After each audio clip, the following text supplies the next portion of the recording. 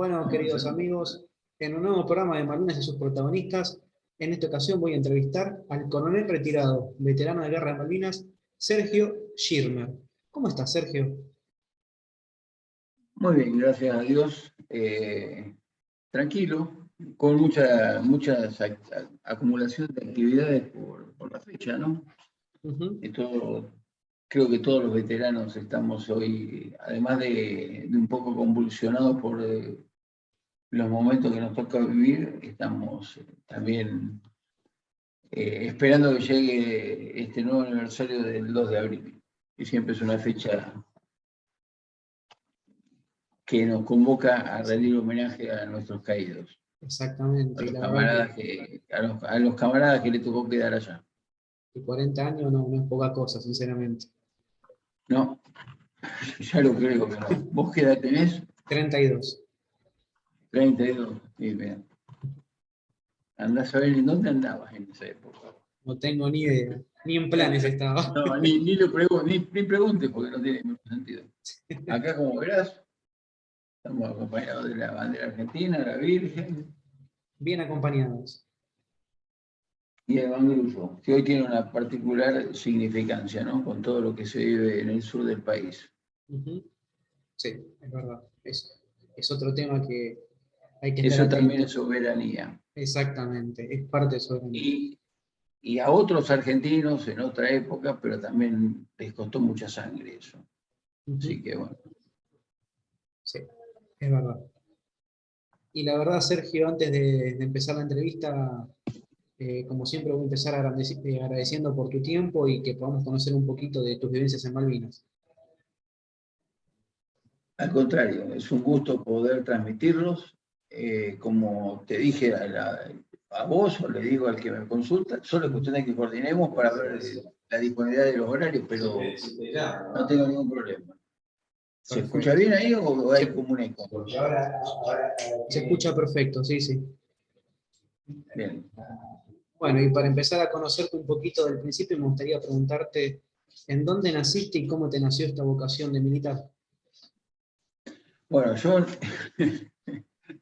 lo vas a deducir rápido. Yo nací en Capital Federal, 17 de enero de 1961, casualmente en el Hospital Militar Central. Así que ya te imaginarás por qué nació mi vocación de militar. Mi padre era militar. Y bueno, las cosas se dieron. Yo entré primero al liceo. Si bien me gustaba la carrera, me gustaba todo, entré en el 74 con la promoción 36 del Liceo Militar General San Martín. Sí. Cuando pasamos a segundo año, a mi padre lo destinaron al interior y fue destinado como jefe en Entre Ríos, en Concepción del Uruguay, Entre Ríos. Y realmente era otra época, había pocas comunicaciones, yo tenía 13, 14 años. La distancia se sentía, pero además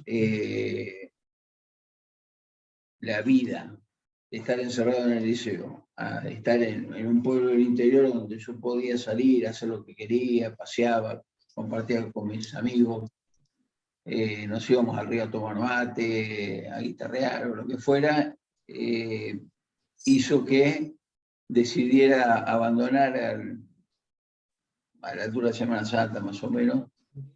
Hice un año y unos meses y me radiqué con mi familia en Entre Ríos. Y después sí, de ahí me fui al colegio militar. Después de estar 2 años en Entre Ríos, rendí al colegio militar. ¿En qué año ingresaste? Yo ingresé al colegio militar en marzo del 77. Como la especialidad de Arsenales era una especialidad nueva, no te exigían tener quinto año aprobado.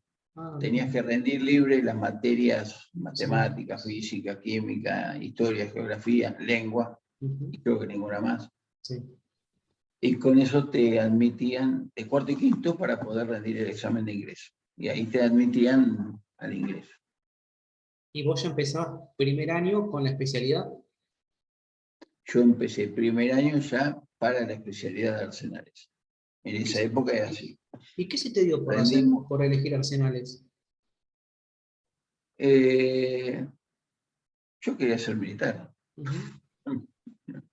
A ver, mi padre era de ingenieros Sí. y a mí me daba lo mismo. A mí no me importaba ser de una determinada arma. Ajá. Obviamente hay armas con las cuales uno tiene mayor afinidad que con otras. Sí. De hecho, fui de arsenales, o soy de arsenales, y después me recibí de ingeniero, o sea que Mira. toda la parte técnica, la mecánica y todo eso siempre me atrajo, por lo tanto, bueno, Sí. eh, por ahí podés buscarlo por ahí la respuesta, ¿no? Entiendo. Por otro lado, a mí se me juntaba el regreso de mi padre a Buenos Aires y tener que cursar cuarto y quinto año con compañeros con los que nunca había cursado nada. Entonces era una cosa medio rara Ujú. subirme en el vagón de cola del tren. Entonces, directamente, ante esta opción, me preparé con profesores de allá de Concepción del Uruguay Sí. y rendí directamente las materias que tenía que rendir para poder entrar al colegio militar en ese momento. Perfecto. Rendimos en enero, yo terminé de rendir el 16 de enero, que Ujú. tenía 15 años, porque yo cumplo el 17, Sí. y bueno, al poco tiempo no me comunicaron si había entrado o no, pero bueno, sí, gracias a Dios entré y entramos en marzo. ¿Qué promoción sos? 111, La 111. la única promoción que tiene 3 número 1. ¿Tres números uno? A eso decimos nosotros, pero bueno, Bien. son, el 111 son 3 números 1. Ah, de ahí, no, no, no me di cuenta. No, no hay otra. No hay Es, otra, la por, verdad. es una broma nuestra, digamos, Sí, pero sí. sí, soy de la Sí. 111 del Colegio Militar. Bien. Tengo grandes compañeros, tipo brillantes. Ujú. Algunos lograron llegar a general, otros no, pero bueno, es una muy buena, es o fue una buena promoción. Ya estamos todos retirados, ¿no? Ujú. Nosotros regresamos el 29 de noviembre de 1980. Bien. ¿Y tu primer destino? El primer destino fue el Regimiento de Infantería 25 en Sarmiento Chubut, donde se hacía cargo en diciembre el nuevo jefe que era el teniente coronel Zein El-Din. O sea que llegaron casi juntos al regimiento. Exacto. Él llegó Bien. en, él llegó en diciembre y ahí se tomó sus vacaciones o no. Ujú. Y nosotros llegamos, como egresamos el 29 de noviembre, nos dieron el mes de licencia de fin de año Sí. y nos presentamos los primeros días de enero, 2, 3 de enero, no me acuerdo el día exacto, pero Del 81. del 81. Bien. Y Antes a de... partir de ahí ya Sí. me puso a trabajar preparando el regimiento para, para la guerra, podemos decir, porque todo lo que hizo Seinelin en su primer año de jefatura fue preparar a la unidad para la guerra, preparar un regimiento de combate, digamos, alistado y preparado para la guerra, Y para vos, no pensando en las actividades de guarnición o del cuartel, sino en el despliegue operacional y en las actividades militares. y para vos, con el diario del lunes, ¿era por la propia actitud del coronel o porque tenía un indicio de algo? No, a ver, el coronel, yo creo que él era su forma de ser esa. Ujú. Él, él fue el creador de Halcón 8, que es Sí. La base de los eh, comandos. la base de los comandos. Siempre fue un hombre muy activo y desde el punto de vista militar destacadísimo. Él lo preparó para la guerra. Ujú. Yo creo que él no sabía, porque nadie sabía. No te olvides que mi padre también era militar y no se hablaba ni nada de Malvinas, o sea, no había relación con las cosas. Yo creo que la prueba que sí decidió a las autoridades a decir el 25 va a participar de la recuperación de Malvinas fue las maniobras de fin de año donde todo el regimiento se desplazó por modo terrestre en nuestros vehículos, con nuestros medios, desde Sarmiento hasta Río Gallegos, que son aproximadamente 1000 kilómetros, 1100 más o menos, Sí. a una estancia que se llama Hueraique, y ahí participamos en una maniobra conjunta, Brigada 9 y Brigada 11, que eran las dos brigadas del sur. Ujú.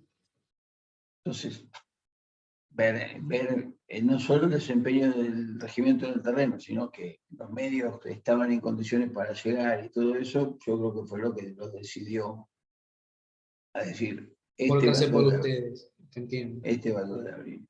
te entiendo. Porque aparte hubo muchas cosas que él fue haciendo, Sí. que algunas eran propias de la instrucción de comandos, otras no, pero él las implementó, que hacían que todos los viernes nosotros tuviéramos alguna... obviamente teníamos formación de bandera todas las mañanas, pero los viernes él iba agregando particularidades a la formación. Entonces, hacía la formación en distintos lugares, con distinto equipamiento, Ujú. pero equipamiento que no era aleatorio. Él nos iba haciendo preparar el equipo para que ante la orden de tener que partir a la guerra, Sí. tomáramos el bolsón y saliéramos. Entiendo. Y lo mismo en el caso mío, yo era como oficial de arsenales, me llamó y me dijo, usted no va a recibir la sección de arsenales hasta que no tengamos en claro la situación de munición del regimiento.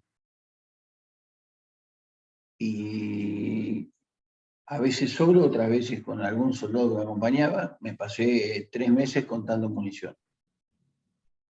Tiro por tiro textualmente, así como te lo digo. Había cualquier cantidad de cajones abiertos y bueno, los volví a Armar. Sí. armar, a completar y a cerrar, Sí. porque al estar todo así abierto en forma descontrolada, Sí. la munición hay un principio que es básico, que es que vos tenés que consumir primero lo más viejo, porque si no se vence. Ujú. Sí.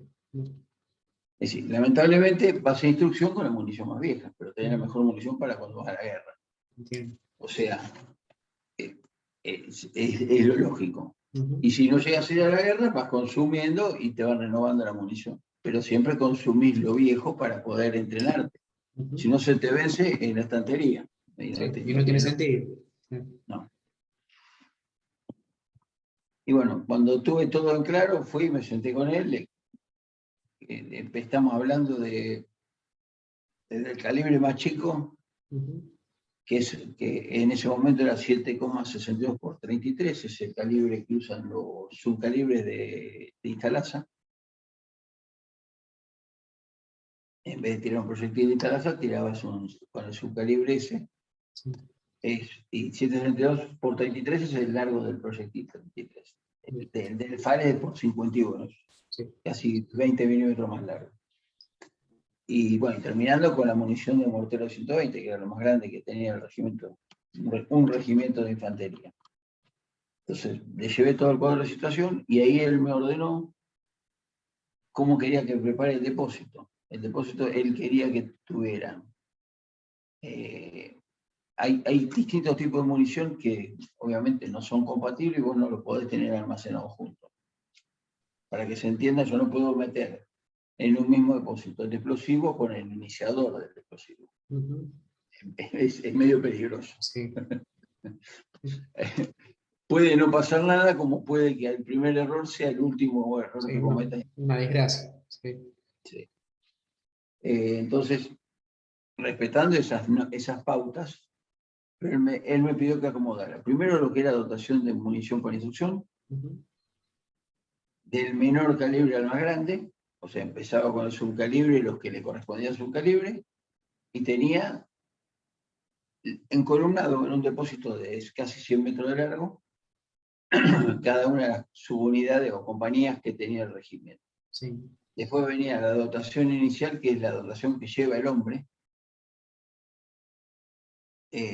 Cuando hablo de dotación inicial y del hombre, es el combatiente individual, que llevará su munición de FAL, soldado, y además si es apuntador de mortero, lleva lo de mortero. O sea, el de MAC no lleva FAL, lleva directamente la MAC, pero si no, si fuera FAL, FAP o MAC, lleva la munición 762.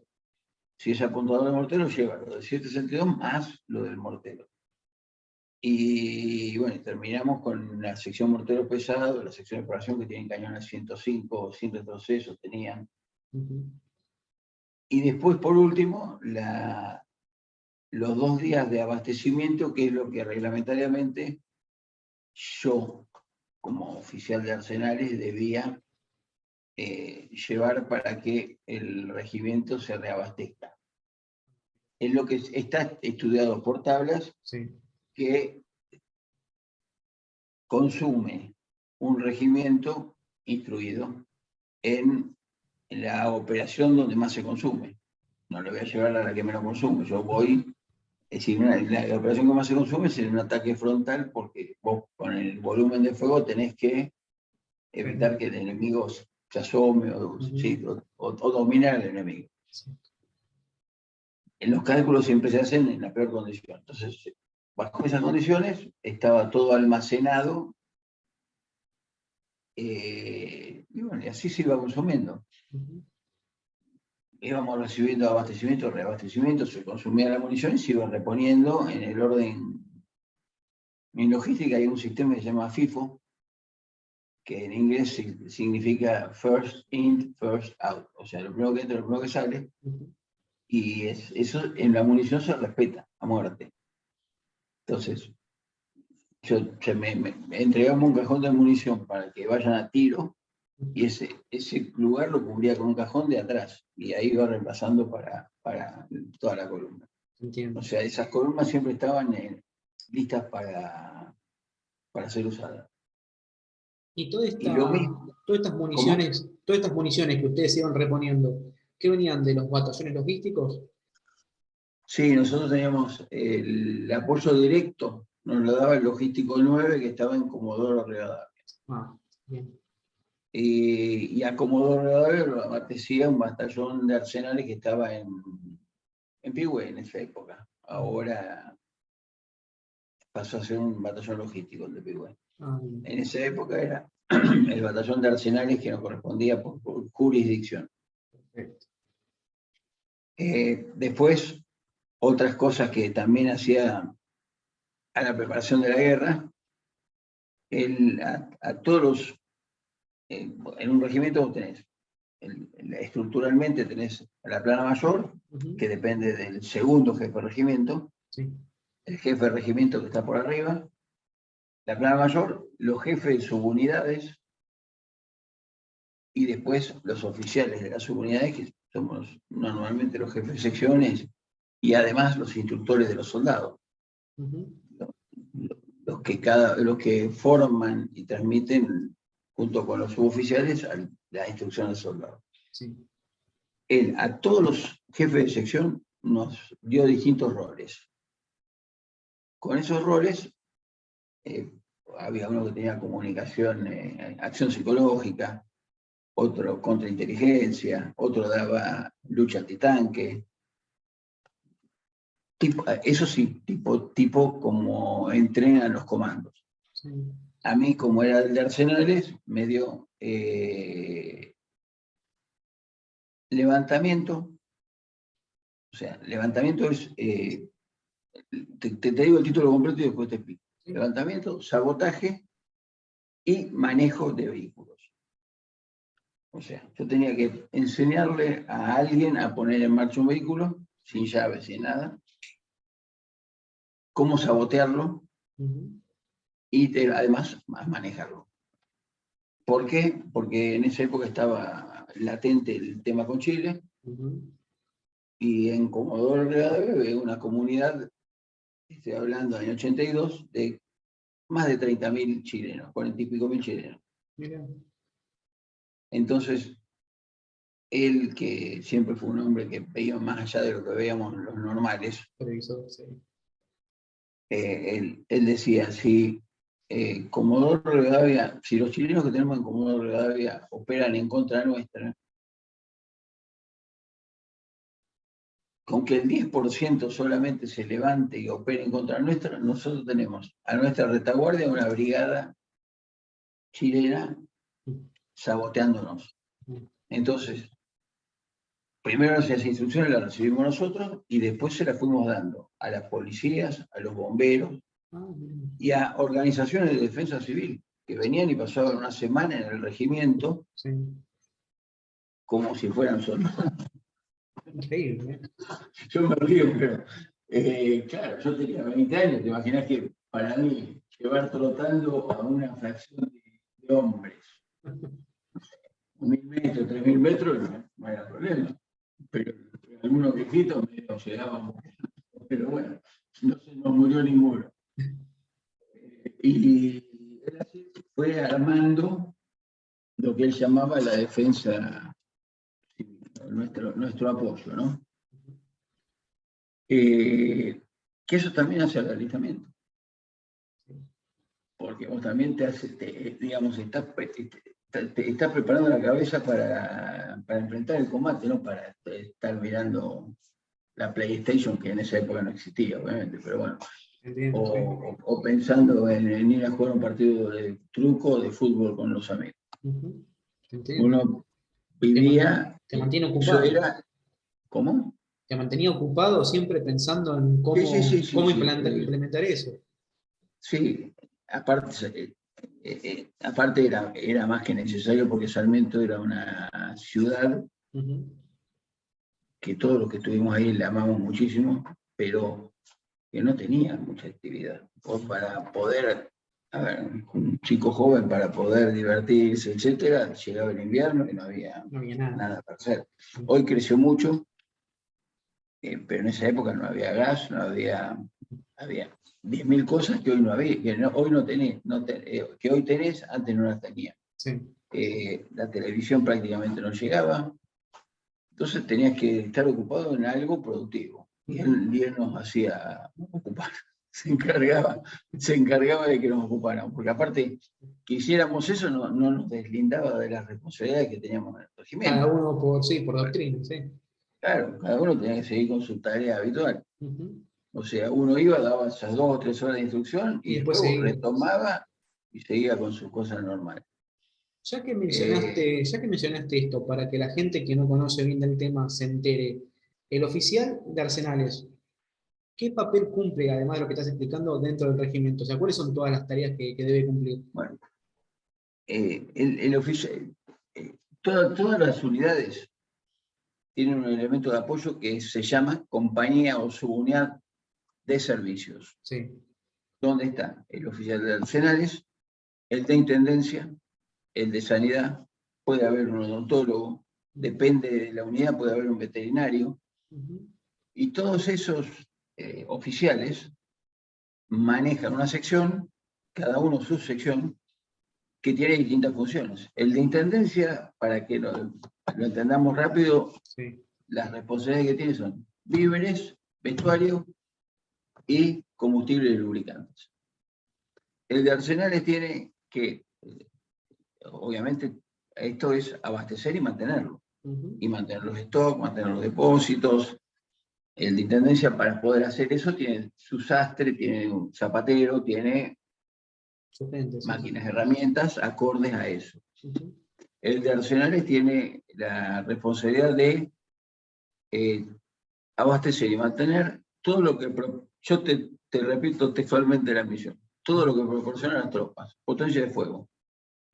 O sea, el arma y la munición. Sí. Del calibre que sea. Movilidad. No importa qué movilidad. Movilidad. Desde un gomón hasta el helicóptero. Elementos electrónicos. O sea, mi misión es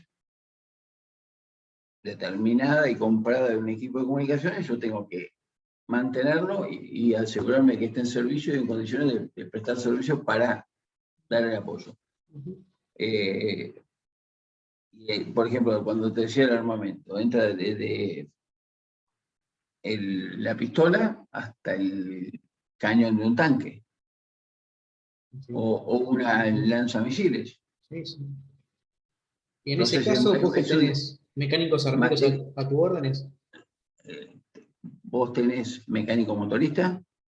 La especialidad de Arsenales tiene muchos mecánicos Ah, que incluyen mecánico motorista, que puede ser a rueda, a oruga o electricista, depende ahí tenés esas tres variables. sí, Después tenés mecánicos armeros, mecánicos artilleros, que no es lo mismo, sí. porque son distintas. Hay distintos principios de funcionamiento incluso. Por más que todas son armas, pero son distintos. Sí. Radaristas, mecánicos de equipo de comunicaciones, mecánicos de equipos fijos, mecánicos de equipo de campaña, talabarteros, porque el vestuario, la ropa es de intendencia, pero todos los arneses, todo el correaje es de Arsenales. Ah, Chalecos, todo lo que sí, vos ves, eso es de Arsenales. El casco es de Arsenales. Mecánico óptico, que entiende desde el binocular hasta un telémetro láser. Tenés un espectro muy amplio de cosas que tenés que asegurar al regimiento que están en sí, condiciones de ir a la guerra. sí, Por lo tanto, es un tema bastante complicado. sí, ya me estoy dando cuenta. Es una carga pesada. Yo siempre, cuando hablo, sobre todo cuando hablo con los futuros oficiales de arsenales, Ujú. les digo que la logística básicamente es previsión. Vos en la logística no tenés improvisación porque si improvisás fracasás. Listo, sí. Entonces, eso fue el punto uno. Segundo, si es para oficiales, Ujú. le digo que no tienen que tener miedo de conducir, porque muchas veces el hombre de las armas, el subteniente de las armas, de cualquier arma, y no estoy criticando, es lo que vive y es la realidad, Sí. tiene como encargado de sección a un sargento. ¿Por qué? Porque los suboficiales más antiguos están en otras funciones. Cuando yo me recibí, yo tenía en mi sección un principal, suboficial en anteúltimo grado, podría haber sido suboficial mayor también. Tenía 3 o 4 sargentos ayudantes y tenía muy poca gente joven, digamos. Ujú. Entonces, entre otras cosas, hay que desarrollar la personalidad para llevarlo también, Sí, porque porque por lo todos nos visto, ponemos viejos y nos ponemos mañosos. por lo visto Entonces, tienen mayor edad que el subteniente. más, Más edad que el subteniente. muchas, sí, algunos tenían más de 40 años. Mira, sí, te doblaban la edad. Y Sí, yo recién había cumplido los 21. sí, A ver, no, perdón, los 20. Cuando yo llegué al regimiento cumplí los los 20 20. años. Sí. Entonces, es una situación donde uno tiene que saber que está para conducir. Ujú. Para conducir hay dos formas, mandar o comandar. Nosotros tenemos un manual que es el ejercicio del mando, que es uno de los libros más sabios que yo leí en mi vida, porque te habla de la idiosincrasia de la persona, cómo actúa eso, de cosas que uno trae desde la cuna, cómo te va formando la personalidad, ¿no? Ujú. Y termina definiendo que mandar es lograr la voluntaria y activa adhesión del subalterno para el desarrollo de una función o el cumplimiento de una misión. Voluntaria y activa participación. Es decir, es convencerlo de que tiene que Tienen hacerlo. que hacerlo. Comandar es el uso de tu autoridad, la que te da tu cargo y tu Ujú. grado, Para ordenar. y lo tenés que hacer. Ujú. ¿Se entiende? Entiendo. Estamos en la guerra y no lo entiende y lo tiene que hacer igual. Ujú. Si es necesario, como vemos, no me pasó a mí, pero como uno ve en las películas y le tenés que poner la pistola en la cabeza al tipo y le tenés que decir hágalo, y Se tiene que hacer. lo tiene que hacer. ¿Por qué? Porque de eso depende el fracaso o no de una misión. Ujú, Sobre todo estamos hablando de la gente, de los combatientes, ¿no? ujú, Entonces, volviendo a lo que yo te decía, yo siempre le digo que como la logística es previsión y de arsenales hay uno solo en cada unidad, si el de arsenales falla, fracasa el regimiento. ujú. Entiendo. Porque difícilmente Hay un un- oficial de infantería Sí. o un oficial de artillería o de caballería o del arma que sea, se dé cuenta si yo realmente estoy haciendo bien o no las cosas. Es decir, a lo mejor me van a insultar si le entrego un vehículo mal reparado, Sí. pero le Ahora, puede pasar a cualquiera. Eso pasa hasta en el equipo Ferrari de competición. sí. Entonces, eso no es un parámetro para saber si yo estoy trabajando bien o mal. Ujú, Y en el terreno se ven los pingos. Entonces, lamentablemente, el oficial de arsenales, como él también le pasa en cierta forma al de intendencia, si falla, si el tipo no lleva la comida para todo el regimiento y el regimiento no come. ujú. Y se empieza a notar. Ujú, Exactamente. Esas personas que están solas, sí.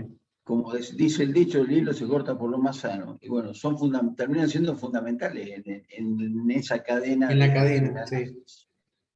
Sí, se entiende.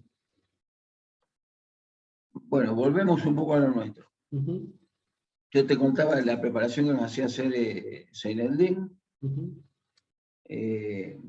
Muchas veces nos dijo,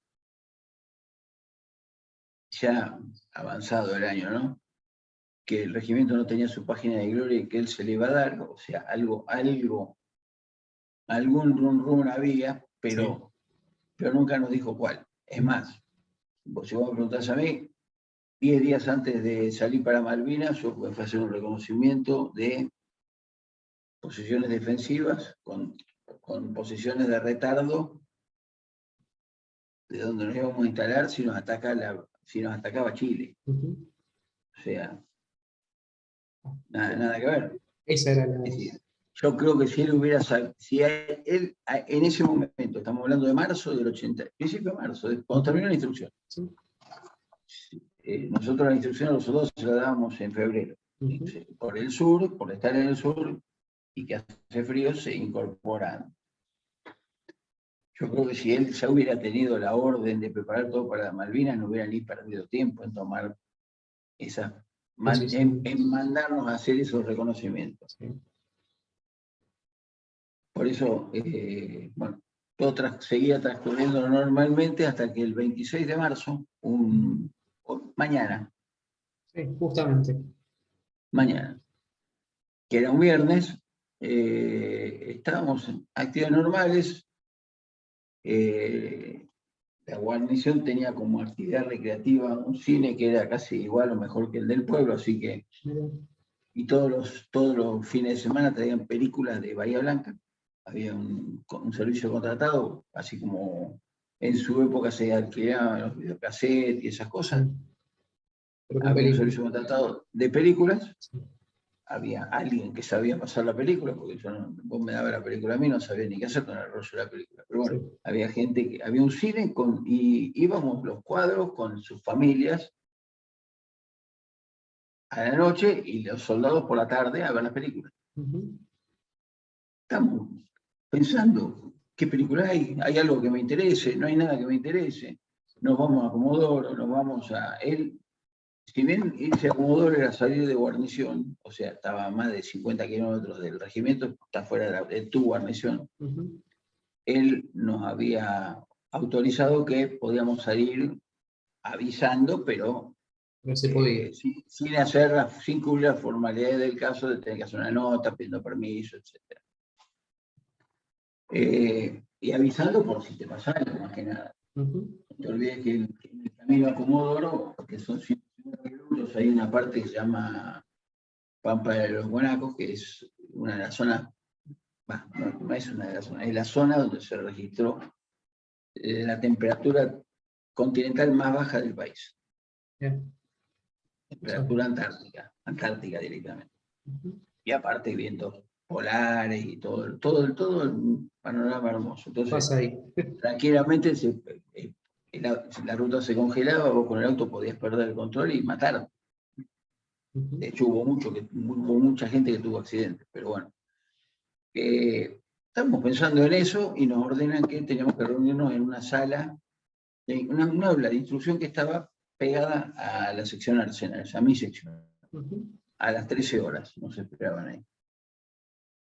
Fuimos, estábamos en la sala todos los oficiales del regimiento, en ese momento en Sarmiento estaba la guarnición, estaba compuesta por el regimiento de infantería 25, que no era mecanizado, pero él le decía ligero, y nos tenía al trote, así que éramos bastante ligeritos. El grupo artillería 9, que tampoco era blindado, era el grupo artillería común, hoy es blindado, y la compañía de ingenieros 9, que después se fusionó con otra compañía y se instalaron en Río Mayo, formando un batallón. Pero en ese momento estábamos las 3 unidades en Sarmiento. Y en el aula estaba todo el 25, toda la compañía de ingenieros 9, y el jefe del grupo artillería 9, que era el entonces teniente coronel Tocarino, hoy coronel retirado, y un subteniente, Giandinotto. Heriberto Giandinotto, un año más antiguo que yo. Nadie sabe, la verdad, no preguntábamos ni sabíamos nada. Llega y con esa forma particular que él tenía, porque realmente era medio místico, medio... Pero bueno, era de hecho un ser muy querible, ¿no? Nos dijo que nos tenía que dar una orden, pero antes de darnos la orden, teníamos que comprometer nuestra palabra de honor como oficiales, de que no íbamos a transmitir a nadie la orden que él nos daba. Entonces, me empezó uno por uno, nos fue tomando individualmente, sí, nada como cuando uno toma la jura de fidelidad a la bandera, que juramos todos juntos, ¿no? Fue individual, terminó con el último, que no fue por antigüedad ni nada, sino por cómo estábamos ubicados en la sala. No, estábamos en una así que teníamos sillas, sí, nos hacía parar. Nos jurábamos sobre los santos evangelios, pero sí, ¿compromete? Sí, me comprometo. Y así llegó al último. Cuando termina, le ordena al teniente primero Esteban, Carlos Daniel Esteban, que era, hasta ese momento era el oficial de inteligencia del regimiento, y como cosa magnífica, en esa época teníamos una pantalla de proyección, donde proyectábamos con un cañón fotos, filminas, qué sé yo, no había lo que hay hoy, no había nada. Sí, proyectores de diapositiva y esas cosas. Hace levantar la pantalla y atrás de la pantalla estaba el mapa de Malvinas. Me imagino la cara de todos ustedes. Sí, nadie habló, todos nos quedamos congelados mirando el mapa. Sí.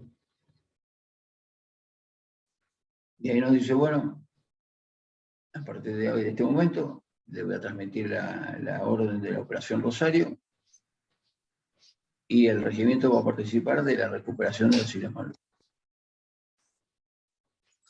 No nos desmayamos porque éramos jóvenes, pero bueno. Nos dio la orden. Esa orden básicamente creaba la compañía. Esto es medio teórico y por ahí es pesado para el que no es afín al tema, pero era un regimiento tipo B. Sí. Regimiento tipo A es un regimiento con 3 compañías de combate, 3 compañías de infantería, una compañía de comando y una de servicio, como puede ser Patricios, como puede ser el regimiento 3, los regimientos más grandes, más importantes. El 25, como era, pobrecito. En el medio de la nada. Y aparte, como lo dijo Seineldin, yo creo que el regimiento 8 que estaba en Comodoro era un tipo A y el nuestro era tipo B. La verdad nunca miré el cuadro de organización, pero casi seguro que sí, porque el regimiento 8 era histórico y demás.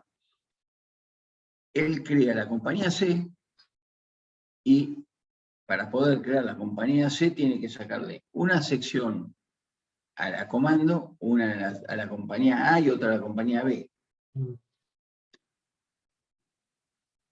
Y con lo que le saca la sección de exploración. Ya sacó 3 secciones de combate operativa. Sí. Y pasa la sección comunicaciones y la sección morteros pesados, que era el elemento de apoyo que tenía el regimiento, y estaban en la compañía comando, la integra a los servicios y forma la compañía comando y servicios a órdenes del jefe de la compañía servicios. O sea, mi jefe de compañía, que era el teniente de programas, pasa a ser jefe de la compañía comando y servicios. Bien. Hasta acá, todo bárbaro. Sí. ¿Se entendió? ¿Me entendiste vos? Sí, te voy siguiendo, bien. En los papeles todo bárbaro. Porque yo no tenía la munición acomodada así. ¿Verdad? Vos tenías todo separado por sección. Exactamente. Y acá viene el baile. A mí me ordena que tenía 24 horas para presentarle la columna con todo, a mí no, al jefe de compañía. Sí. Pero a cargo de la columna salía yo. Y entramos, el de sanidad no tenía tanto problema porque, a ver, eran gasa y eran algodón y sí, era lo mismo, no cambiaba mucho. Pero el de intendencia tenía que conseguir víveres para 15 días, porque la orden incluía que teníamos que llegar y una vez que se replegara la infantería marina, permanecer en las islas durante 15 días. Esa era la orden. Bien. Exacto. Y conseguir víveres para 15 días en una localidad que tiene 6.000 habitantes no es tan fácil. No estamos hablando que me voy a un hipermercado como hago ahora y digo, y podés, dame todo. dame esta góndola que me la llevo. Sí. Poné el camión de curate y me cargo toda la góndola. O me voy a un distribuidor, lo que sea. No existía eso. Ni siquiera pilas para las radios. Vamos a lo más básico. Muchas radios eran a pilas. No existían las baterías de litio, de cadmio, ni nada. Exacto. Eran las pilas de Everready rojas. Y te duraban lo que duraban. Sí. Bueno, ese es un problema mío, o del jefe, en realidad del subteniente Flores, que era el jefe de la sección de comunicaciones, pero era un tema de arsenales también. Así que, volviendo a lo mío, y en función de esta nueva organización, yo me tuve que encerrar, mientras los otros fueron a almorzar, yo me encerré en el depósito con 3 o 4 tipos a los que no le podía decir qué estábamos haciendo, porque no podía transmitir la orden, a reacomodar las columnas. Entonces, a ver, ubiquémonos en tiempo y en espacio. No había calculadoras, no había computadoras. Es decir, para que vos lo entiendas, todo se manejaba con una Texas Instruments, de esas que como mucho tienen para dividir, raíz cuadrada, multiplicar, sumar y restar. No pidas más que eso. Entonces,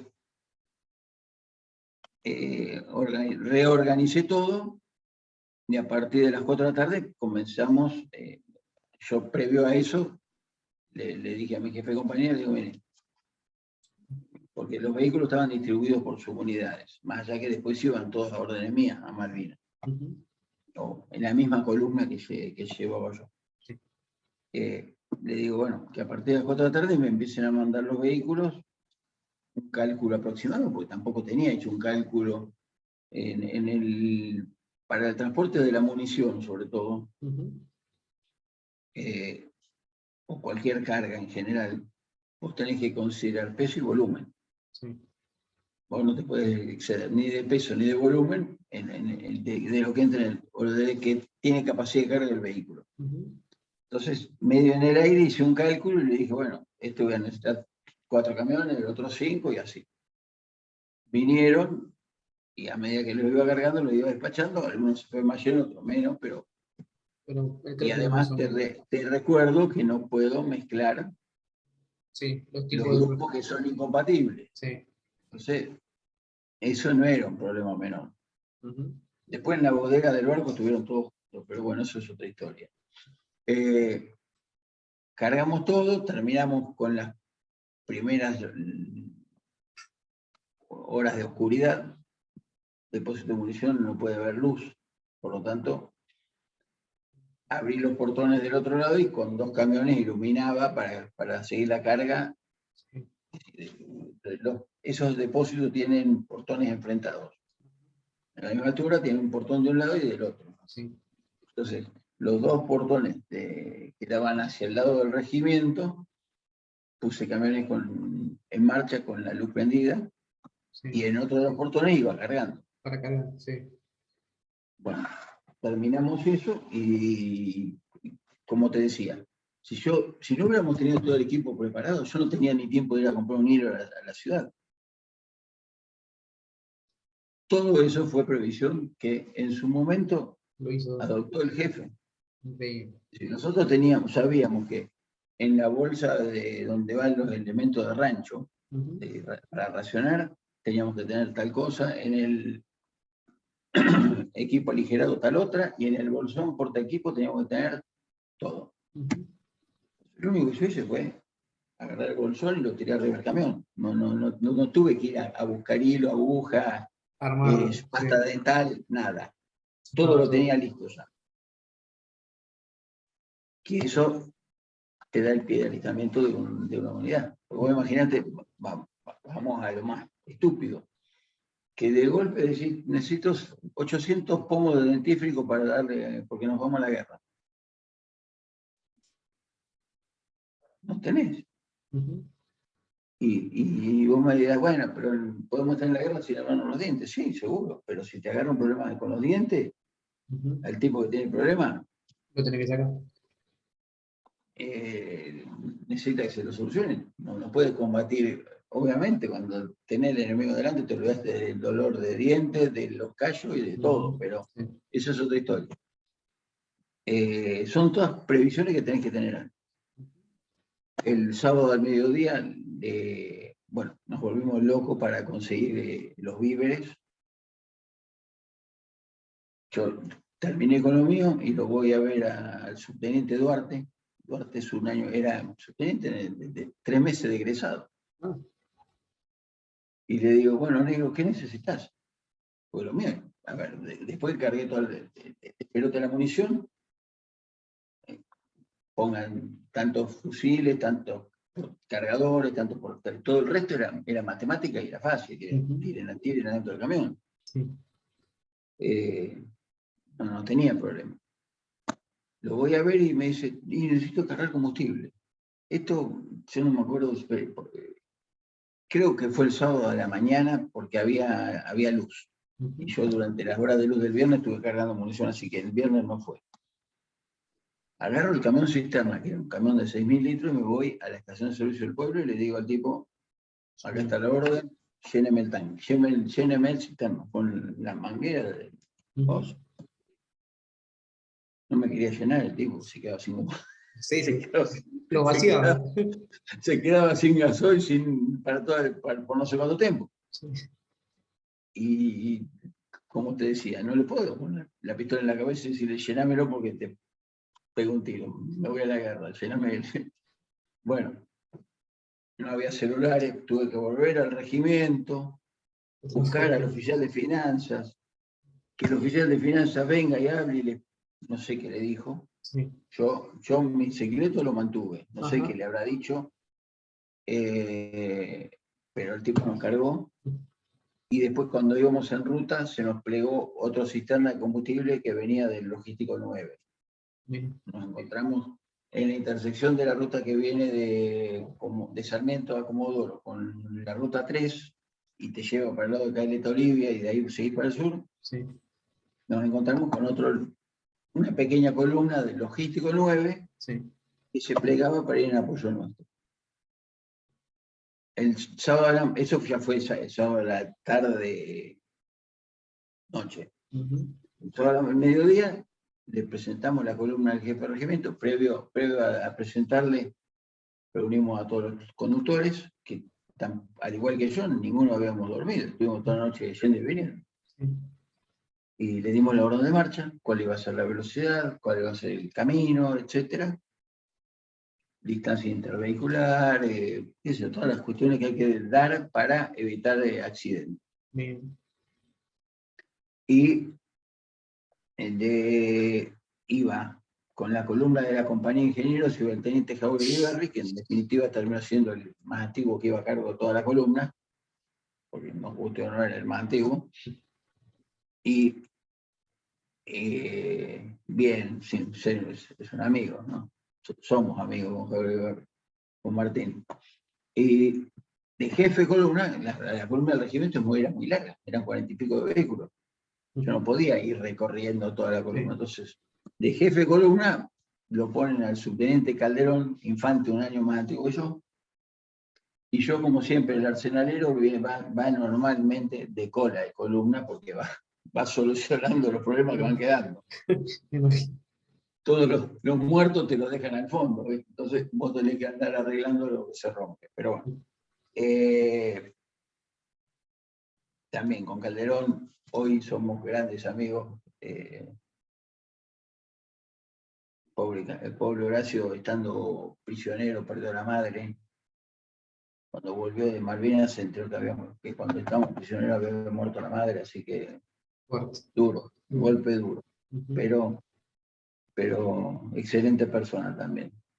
Y bueno, salimos los tres mosqueteros para Puerto Deseado.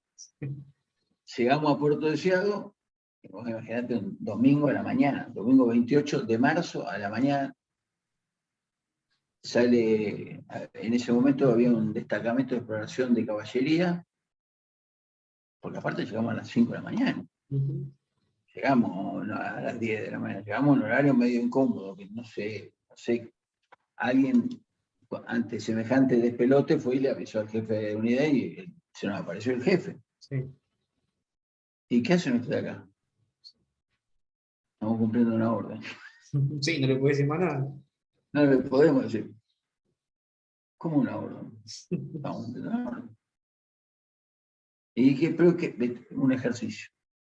Porque a todo el mundo le decíamos un ejercicio. Los oficiales me agarraban y me decían, subteniente, ¿Qué ejercicio? ¿qué ejercicio me está hablando? A ver, yo, tipo de 40 y pico de años, por 35 años, ponele. Sí. Hace 20 años que hago ejercicio en el ejército, yo nunca llevé esta munición al ejercicio. No me jodas.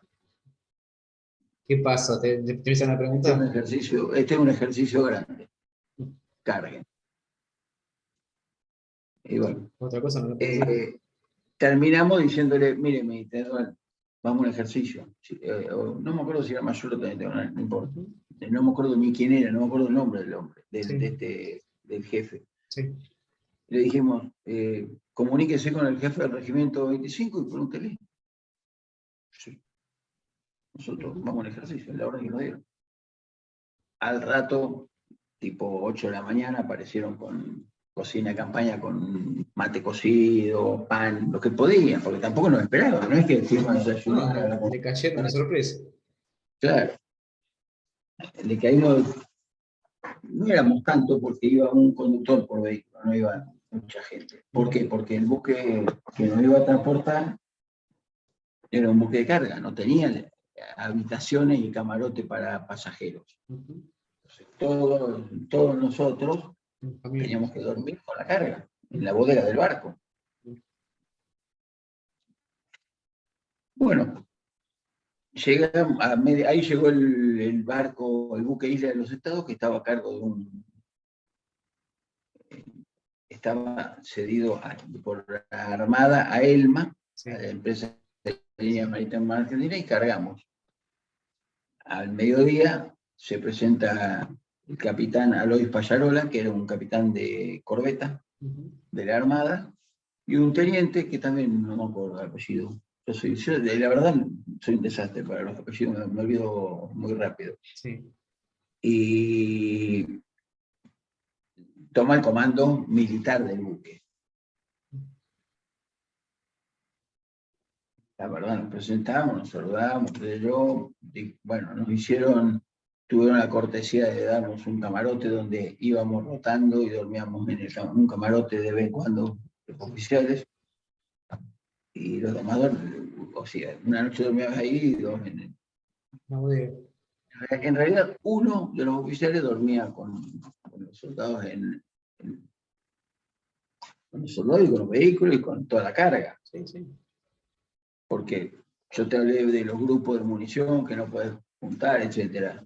Ahí estaba la munición, el combustible, la leña, los porotos, los garbanzos, Todo junto. el aceite de cocina, todo metido en la bodega del barco. Así, hará, no sé, menos de 10 años me encuentro un día con Alois Payarola. Sí. Y bueno, fuimos a almorzar, vino Calderón también, no vino Martín Jauriberri porque estaba de viaje, y él estaba escribiendo sus memorias para dejársela a la familia, ¿no? Nos invitó él muy gentilmente en el centro naval, y como también nos invitaba en el barco, la verdad que unos gentlemen, los camaradas de la Armada, él nos invitaba a nosotros a almorzar o a cenar en el comedor de la cámara de oficiales, la llaman ellos. Sí. Lo que pasa es que a nosotros nos movían el piso y nos daban ganas de vomitar todo, que no teníamos ni ganas de comer, pero bueno. Y además nos agarró una tormenta muy grande que postergó la Operación Rosario un día. Sí, iba a ser el primero. Iba a ser el primero, pasó al 2 de abril. Pero bueno, entonces como él estaba escribiendo sus memorias, me preguntó, ¿y vos qué llevabas? Yo me empecé a reír y me dice, no me digas que llevaba lo que yo pienso que llevaba. Sí. Todo. Todo. Todo junto. Todo. Todo. Desde leña, que lo bueno que teníamos leña, porque si el barco volaba, por lo menos nos agarrábamos un tronco para flotar. Pero todo. Combustible, dos camiones cisterna con combustible, munición. Era un polvorín flotando eso. Detonadores, iniciar, todo teníamos. ¿Cómo? Era un polvorín flotante. Claro. Y encima nos agarró esa tormenta que las tormentas, como los terremotos, tienen una escala que va de 1 a 10. Sí. Y esta fue entre 6 y 7, o sea, fue una tormenta interesante. Fuerte, sí. Bueno, gracias a Dios y la Virgen llegamos ilesos. El 2 de abril a la madrugada nos convocan en el puente de mando y ahí nos muestran, nos dice, nos muestran el sonar del barco, ¿no? Sí. Esto que se ve allá, el Paraíso, el Isla de los Estados, como era un buque de carga, tenía toda la parte de carga adelante y el puente de mando atrás. Sí. Es como si fuera toda una explanada con tapas, de carga, sí. con tapas, y 2 o 3 pisos y el puente de mando arriba de todo. Donde estaban los camarotes, toda la parte de oficinas, logística, qué sé yo, todo lo del barco. Y nos convoca ahí y nos muestra en el sonar las islas. Y dice, bueno, en estos momentos ya están combatiendo, están recuperando las islas. Y ahí es como que de vuelta, ¿no? Una sensación de sangre fría que te recorría el cuerpo. Sí. Y además la gana de estar ahí, ya ir. Llegar, sí, se entiende. Sí, llegar. Lo que pasa es que a nosotros con ese cargamento no nos dejaron arrimar a puerto hasta hasta que todo el puerto estuvo asegurado, porque te imaginas que nos metían una granada de mar y volábamos por los cielos. Pudimos entrar al puerto alrededor de las 4 de la tarde, estimo yo. La verdad son detalles que uno por ahí después de 40 años se te van. Pero no fue, tampoco fue a mediodía, fue después es decir, terminamos de descargar de noche, esa es la realidad. Y bueno, nos alejamos del puerto de la ciudad, nos fuimos hacia un sector y ahí pasamos la noche con la columna cada uno en los vehículos, dormimos en nuestros vehículos. Al día siguiente ya la Infantería Marina, el BIM 2 y el 3 se empezaron a replegar, los comandos anfibios, todo, y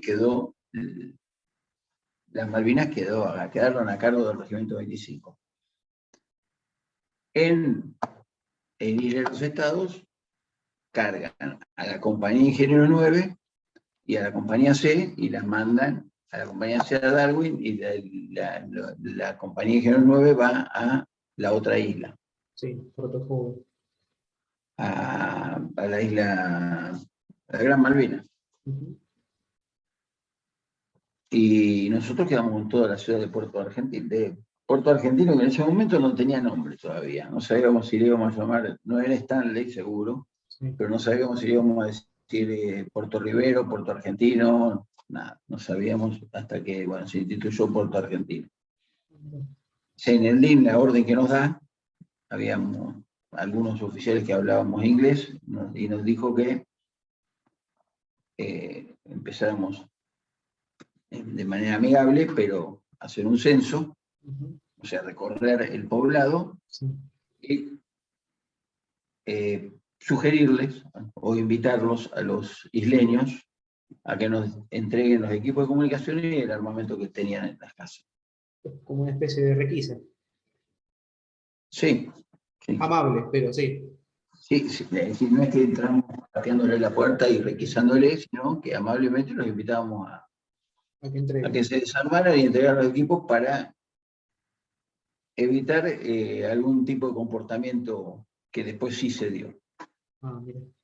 El 7 de abril asume el gobernador militar, sí, y ya a partir del 3 de abril empezaron a llegar otros elementos de comunicaciones, la policía militar, se empezó a poblar todo.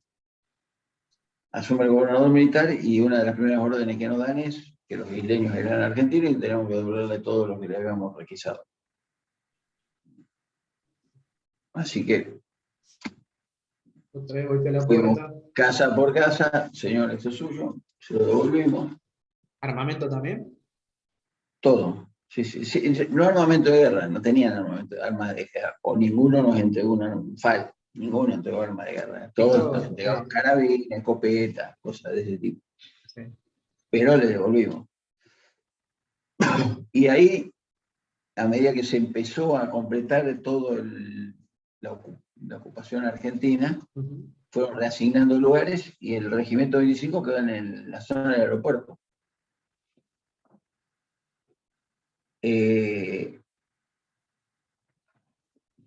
Esto también es importante que lo sepas, digamos, o es trascendente. El regimiento o las unidades, yo te dije que se apoyaban en la compañía de servicio. Sí. En La Paz, el de Intendencia maneja los elementos de su sección y el de Arsenal es los suyos. Pero cuando estás en la guerra, se forman lo que se llama zona de trenes. Tren de combate y tren de campaña.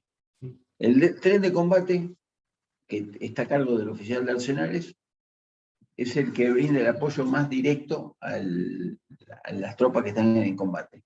Y el tren de campaña supuestamente está más atrás y está fuera del alcance de la artillería enemiga, otras consideraciones, y ponele, yo tenía el mecánico armero para las reparaciones rápidas, pero si tenía una cosa más pesada tenía que mandarlo atrás. Entiendo. Eso en teoría. El tema es que en Malvinas, cuando se armó un desbarajuste tan grande, porque vos pensás todo eso desplegado en un terreno donde tenés en el frente la compañía de infantería y hacia atrás el dispositivo de apoyo. Sí. Y sí. Claro, yo estaba en el aeropuerto, mi dispositivo de apoyo iba hacia la ciudad. Aparte yo con toda esa munición no podía instalarme en el aeropuerto porque el primer bombardeo, el 1 de mayo hubiéramos volado a todos lados. Sí. Entonces yo me fui hacia los primeros lugares que pude hacia la ciudad. Pero después me instalaron el Regimiento 3, después el 6, entonces toda la zona de trenes era un berenjenal de elementos logísticos de todo el mundo. ¿sí? Que estábamos todos ahí mezclados. Sí. Cada uno sabía lo que era de uno, pero estábamos ahí todos entreverados, digamos. ¿Por qué? Porque al ser una isla, el regimiento que estaba acá se desplegaba para atrás y la sección, el rancho de Taquini o de Forti, y estaban cerca de donde yo tenía mi sección arsenales, o los trenes de combate. Entiendo, ¿Se entiendo. entiende? Sí, sí. Sí, medio, si bien yo sabía que este era mío y el otro era de él, pero estábamos, Pero, no digo que estábamos pegados, pero estábamos a lo mejor a 50, 100 metros uno de otro. o sea que No, ustedes estaban, no complicó igual las operaciones, cada uno pudo seguir dando apoyo a su unidad. En entiendo, eso no afectó, pero sí, por las características del terreno se te arma eso que nadie te lo puede, seguramente nadie te lo contó eso. no, no es la primera vez. Yo por lo menos no lo he escrito en ningún lado, pero es No, la no, realidad. mira, Una de las noches, todas las noches nos daban una señal de reconocimiento y yo tenía que ir a buscar la señal de reconocimiento para identificarnos moverte. entre nosotros Sí, al puesto de mi jefe de compañía. Cuando estaba yendo, paso cerca del rancho del Regimiento 3, que el jefe del regimiento del rancho ese era Dardo Forti, compañero mío, que era el jefe de intendencia, ¿no? el jefe de intendencia, sí. Cuando estoy pasando me piden alto. Imagínate, en Malvinas no hay un árbol, no hay nada, así que me quedé parado ahí, Sí, quieto como una estaca, y me dice santo y seña. Entonces le doy el santo y le pido la seña. sí. Y del otro lado carga el fusil, y yo parado en medio del campo. ¿Escuchaste el ruido? Que escuché el cerrojo que cargaba. Y claro, Forti, el compañero mío, estaba ahí al lado y le dice, pará, ¿qué haces? No, que le pedí la seña y me dijo leña. ¿Qué? Le dice, me dijo leña. Me dice, no, hombre, me dice Dardo. Soy yo, Dardo, Sergio Girman. Y lo reconociste. Pero sí, lo quería matar al soldado pobre. Era sordo, le decía de todo. Pero bueno, esa fue, digamos, la única complicación que tuve. Después no tuvimos Sí, ningún tipo de problema, ni que nos robáramos uno a otro el agua o la comida o nada de eso. Cada uno cumplía sus funciones y hacía sus cosas. sí. Pero la orgánica que uno ve en los reglamentos y todo el despliegue, qué sé yo, ahí no era muy fácil llevar adelante. Ujú. Desde donde yo estaba, vos dirías, bueno, ¿y qué hacía en la guerra? Por empezar, el trabajo más fuerte era destrabar muchas bocas de fuego, muchas armas que se trababan por la arena, por la humedad, etc. Sí. Después tuvimos que hacer algún tipo, obviamente, abastecer y reabastecer efectos permanentemente, ¿no? Munición, todo ese tipo de cosas. Tengo una pregunta, Sergio, si me ubiqué más o Sí, menos. ¿Ustedes entonces estaban antes de llegar al istmo? O sea, yendo hacia el aeropuerto antes de entrar en del el otro istmo, lado, yo del otro estaba lado. pasando el istmo. Está Yo bien. estaba donde empezaban las primeras ciudades, casas, Edificaciones, sí.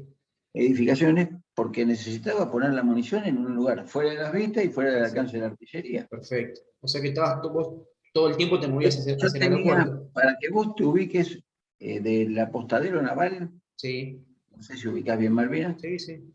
vos subís por la calle y arriba de todo hay un tanque de agua. Ujú. Abajo del tanque de agua, el tanque de agua estaba apoyado sobre pilotes de cemento y entre los pilotes hay espacio. Sí. Ahí metí toda la munición que podía. Ah, mira. ¿Por qué? Porque el tanque de agua Era no había protegido. forma que la pudieran ver los satélites o los aviones enemigos. Sí.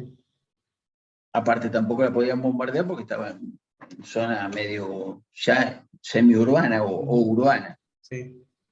Al lado del tanque de agua había un espacio y después había un galpón semielíptico, Ujú. semicircular así.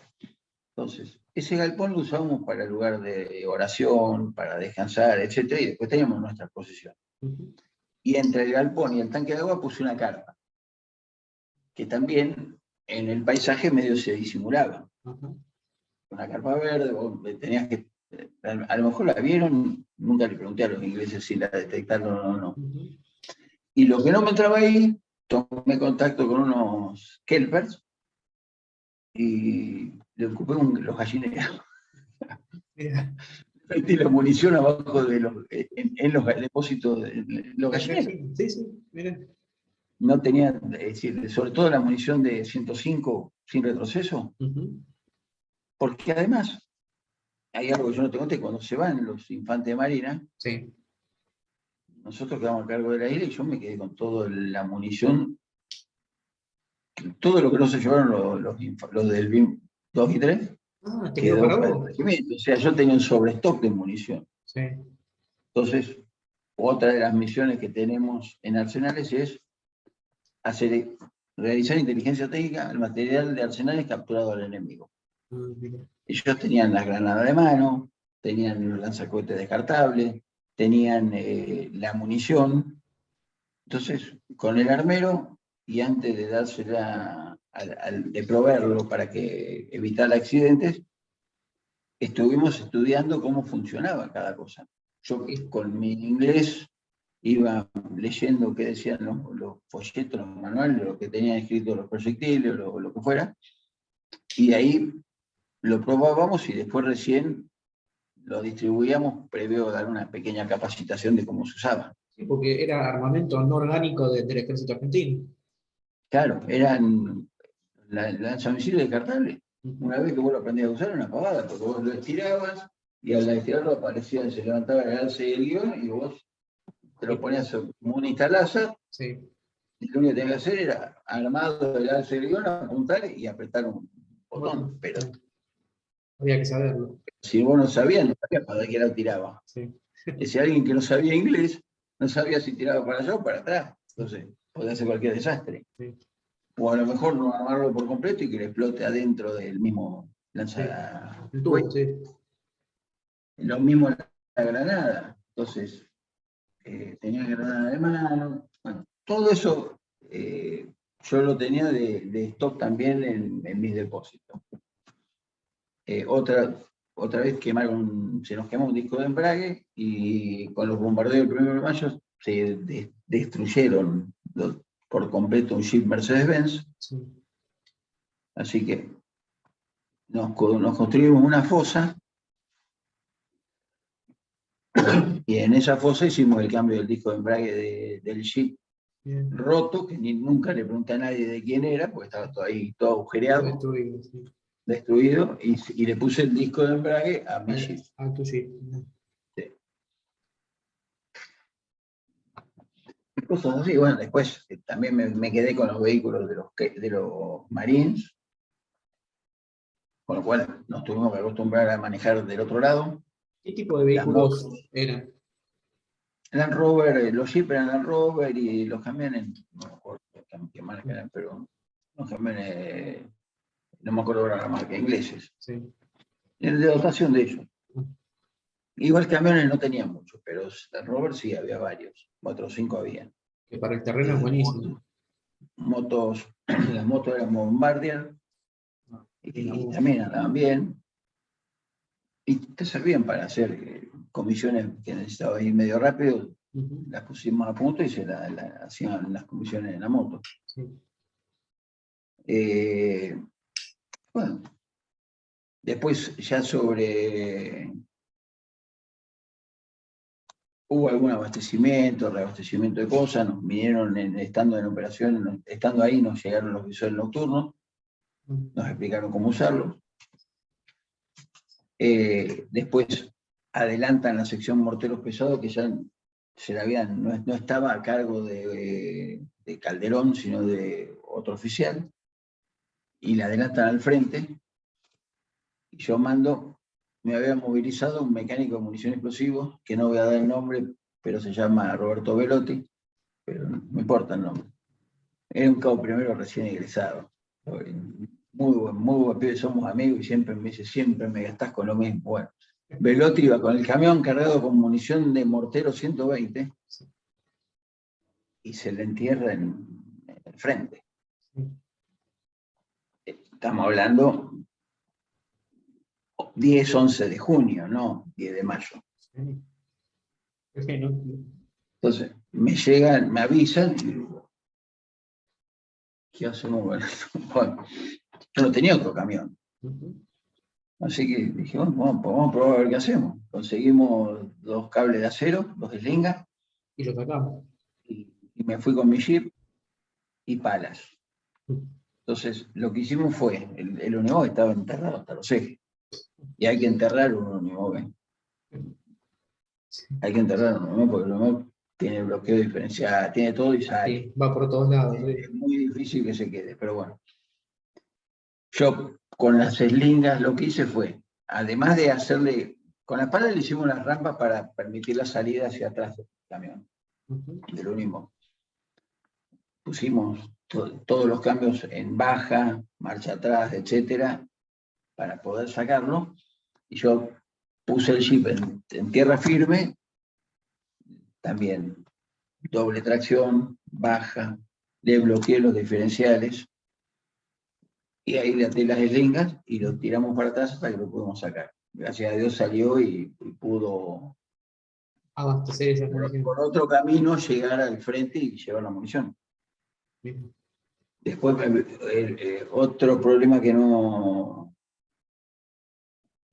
es mío, pero era del regimiento, era que esa gente que estaba ahí en el frente no recibía la comida.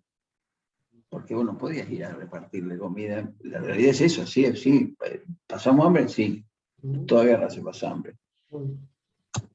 Entonces me viene a ver el teniente primero Vitti, que era, no me acuerdo si era teniente o teniente primero, pero era más antiguo yo. Y me dice, no, sí, no tengo problema, no me llega la comida, que todo lo otro. ¿Cómo hacemos para hacerle llegar la comida? Entonces le pregunté cómo estaban distribuidos en el terreno y él me dijo, en este mortero tengo tanta gente, en este otro tanta. Bueno, listo.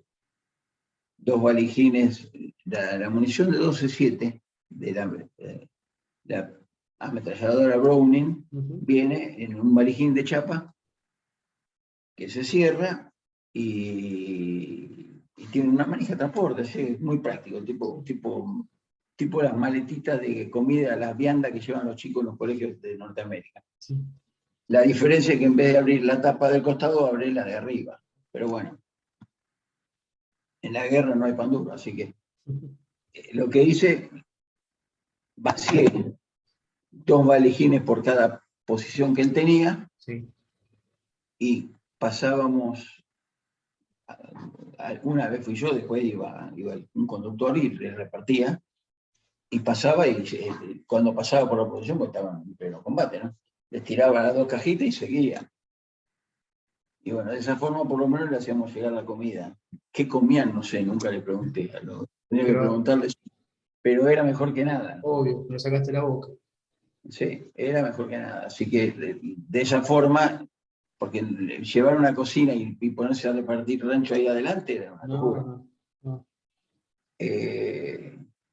Y bueno, así fueron transcurriendo nuestros días hasta que la última noche el jefe de seguridad nos ordena replegarnos. No, perdón. El 13 a la tarde a mí me ordenan recolectar todos los visores nocturnos y llevarlos hasta Moody Group, el cuartel de los Marines. Junté, los cargué en el jeep, todos los que tenía el regimiento. Porque como el frente, es decir, la realidad es que el frente inicialmente era el aeropuerto y después pasamos a la retaguardia del dispositivo, cuando desembarcaron en San Carlos. Me fui hasta ese lugar, hasta Moguero. Pasaba el tiempo y no venía nadie. Nada. Yo estaba solo ahí, no había ido con ningún soldado. Sí. Ni siquiera había llevado a alguien para que me dé la seguridad, nada. Solo. Oscureció y digo, ¿qué sigo haciendo acá? Lo llamé al jefe compañero, digo, por radio, y le digo, teniente, acá no solo no pasa nada, no pasa nada. Andaban a los tiros por ahí, pero no donde yo estaba. Sí. Digo, ¿qué hago? véngase, me dijo. Así que bueno, esperé 10, 15 minutos más y me volví. Y ahí él había replegado a todas las tropas del otro lado de la ciudad, ya camino hacia el aeropuerto, porque la parte, digamos, esa noche fueron todos los combates en el MIM-5, etc. Me imagino que ustedes, de las posiciones de ustedes, lo veían en combate, o sea, se sentían. Todo se veía, todo. Yo cuento que yo veía, y a simple vista, yo siempre usé anteojos, no es que me lo pongo ahora para hacerme lindo, siempre usé anteojos. Vos veías cuando los tipos se metían a través de un campo minado, volaban y vos lo veías volar por el aire. Está bien, estaban a, no sé, lejos, pero lo veías. Vos lo veías. Dicen que eso eran los burkas, que ellos no los cuentan como bajas. Ellos a los burkas no los cuentan como baja inglesa. Pero bueno, volaban. Y ahí, como yo siempre digo, Dios sabe por qué pasan las cosas, ¿no? Yo tenía todo lo que estaba en los gallineros, todo lo que tenía abajo el tanque de agua, todo lo tenía con carga explosiva para volarlo. En caso de extremo, darle carga y volar todo. La realidad es que yo nunca hice un cálculo de qué hubiera pasado si volaba eso. Seguramente no estaría yo acá hoy. Porque volaba todo. Porque el radio de acción, digamos, es muy difícil de calcular y mucho más ahora, porque no me acuerdo si tenía 1000 tiros, 500 u 800. Tenía muchísima munición. Sobre todo lo de 105, que en definitiva se terminó sin usarse. ¿Por qué? Porque el 105, como era un cañón sin retroceso... ¿Qué es ese Kalki? Ese Kalki. Mucho no se usó porque delataba la posición. O sea, el 105 es efectivo si vos tenés mucha movilidad. Entonces vos tirás y cambiás de posición. Entonces, cuando el tipo ve el rebufo y ve todo el fogonazo, vos ya te estás yendo a otro lugar y tomás otra posición. Pero si vos te quedás quieto donde estás, te buscan, sos boleta. No dura nada. Entonces, la munición del 105 quedó casi toda almacenada. La de mortero 120 no, pero la de munición de Secalqui sí. Y estamos hablando de un cañón de 105 milímetros de diámetro, es decir, el tamaño de la boca de fuego de un TAM o de artillería de campaña. Entonces estamos hablando de un cañón, un proyectil importante. Bueno, gracias a Dios nos sacaron de la posición, nos hicieron replegar y obviamente no pude detonar nada. Pero eso quedó ahí. Quedó ahí. Quedó ahí. El pobre viejo, cuando quiso poner la gallina, primero tuvo que sacar toda la munición. porque estaba lleno de munición. Pero sí, quedó todo ahí. Bueno, tampoco volaron los ingleses. O sea, habrán visto que estaba con carga. No es que tenía una trampa, hay un tipo de trampa que se llaman cazabobo, que son trampas que se ponen para que el enemigo no se dé cuenta. No, esto estaba, el cable de la vista estaba para detonarlo nosotros. Es más, es lo posible que cualquiera que pasara por ahí lo viera para que no volara, para que no haga macana. Entonces estaba a propósito puesto de esa manera, pero bueno, gracias a Dios no voló. Después de eso nos replegamos todos hacia el aeropuerto. En el aeropuerto, como eran las posiciones naturales del regimiento, nos quedamos hasta el fin, la última unidad en despejar el aeropuerto o en abandonar el aeropuerto cuando se iban pasando prisioneros. Cuando vos nombraste el Istmo, cuando pasamos por el Istmo, ahí hacían dejar el armamento a todas las tropas. Nosotros que estábamos en el aeropuerto fuimos primero que todos hasta el Istmo y entregamos el armamento, los fares ahí. Esas son las fotos esas que se venden, las pilas de fusiles, etc. Es ahí en el Istmo. es pasando el Istmo, sí, del Istmo hacia el aeropuerto. Mm. Fuimos hasta ahí, dejamos eso, a los oficiales nos hicieron quedar con la pistola 9 milímetros. ¿Por algo ¿Por en qué? especial? Sí, para mantener la disciplina de las tropas, para que nosotros fuéramos responsables de la disciplina de nuestra propia gente. Ah, mira. Y después fueron pasando todos los demás elementos que estaban del otro lado del Istmo, digamos. Sí. El 3, el 6, el 7, el 4, el BIM 5, todo. Se llenó el aeropuerto. Sí, sí, hasta las manos. Ujú. Después empezaron a liberar y el último en levantar las posiciones, incluso, perdón, yo no te nombré los elementos logísticos también, pasaron para este lado. Ujú. El logístico 9 y el logístico 10, las compañías de comunicaciones, todo. Sí. Empezamos a replegar y hacían la marcha hasta el puerto y en el puerto los iban embarcando en distintos buques y los mandaban al continente.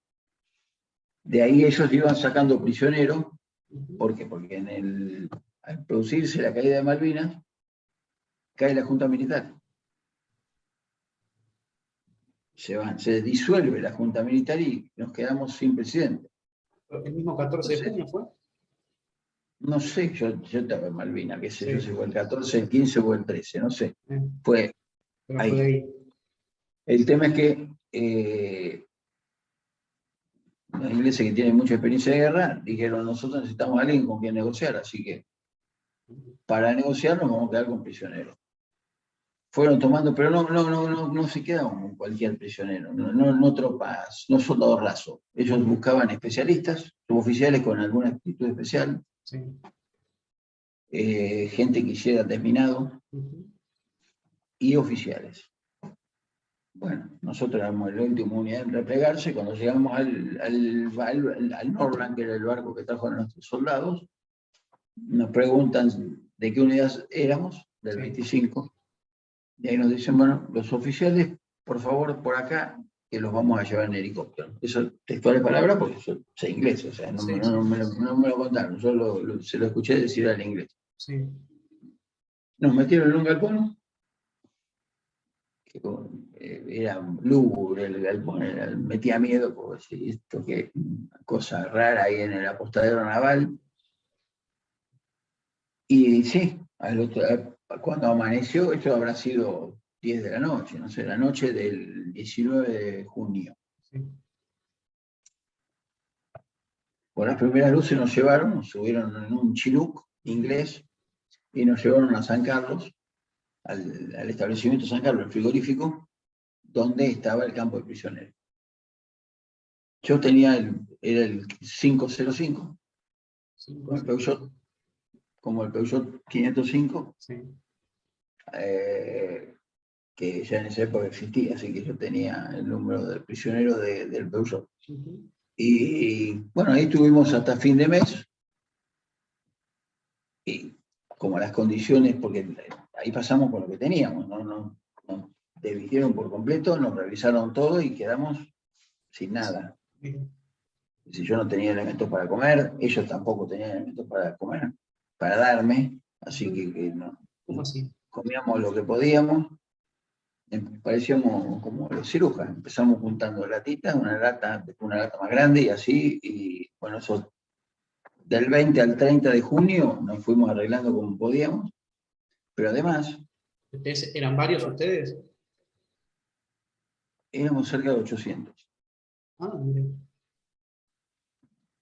porque había una parte donde había soldados, había de todo, de toda la jerarquía, ¿no? Y por supuesto todos los jefes de unidad estaban prisioneros, pero Separados. los iban llamando de a uno, le tomaban declaración y después no los volvíamos a ver. Lo vimos una vez que en el barco, el 30 de junio nos pasan un buque, que era un ferry, y en la playa, en el estacionamiento del ferry ese, nos autorizaron a hacer una misa, y ahí los vimos, nada más, ninguno pudo entrar en contacto con su jefe, los vimos, nada más.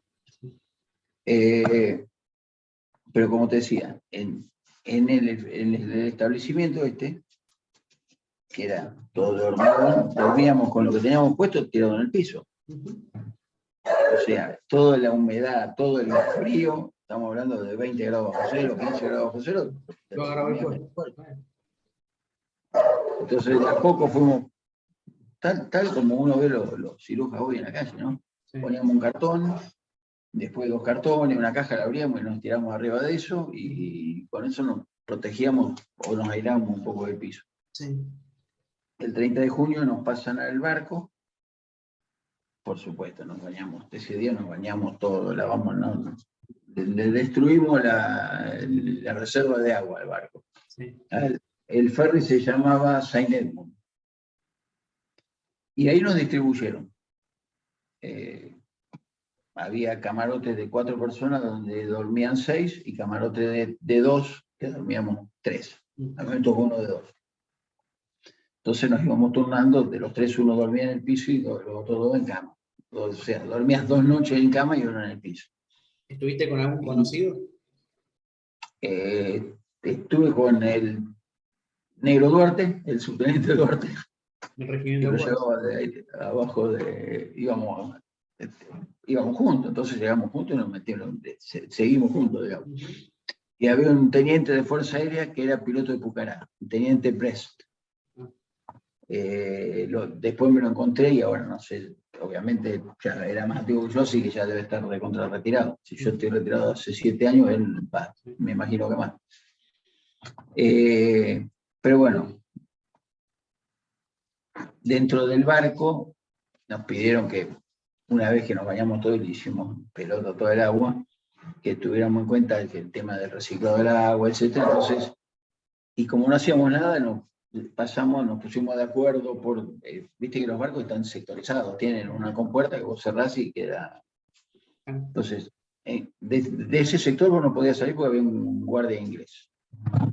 Pero dentro del sector nos pusimos de acuerdo, nos daban cartas para jugar o lo que sea, y pasábamos el tiempo libre, por lo menos estábamos calefaccionados, dormíamos en un lugar cálido, pudimos lavarnos la ropa interior, la ropa no podíamos mandar en calzoncillo, pero la ropa interior sí, la lavábamos y nos poníamos el pantalón sin ropa interior. Sí.